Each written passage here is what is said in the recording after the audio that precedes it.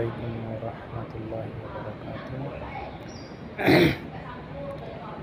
প্রিয় দেশবাসী, দেশের এই ক্রান্তি সোহেল তাজের নেতার জন্য তার বউ অনেক সাহস করে বুক চিতিয়ে বিডিও অফিসে গিয়ে বলছে যে কতগুলো মানুষ মারা গেছে এবং সে স্বীকার করছে যে ওই শেখ হাসিনা সরকার বাংলাদেশের অনেক নিরীহ নিষ্পাপ শিশুদের হত্যা করেছে।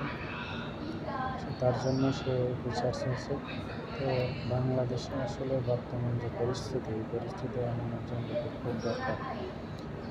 আরও একজন দেখলাম, একজন সাংবাদিক এবং আইনজীবী ভাই, সে খুব দীপ্ত কণ্ঠে, খুব বলিষ্ঠ কণ্ঠে সে উচ্চারণ করেছে যে আপনারা ঘর থেকে বেরিয়ে আসুন। সে আহ্বান জানাচ্ছে যে আপনারা ঘর থেকে বেরিয়ে আসুন, কারণ এই ঘরের ভিতরেই তো আপনার বাচ্চারা ছিল।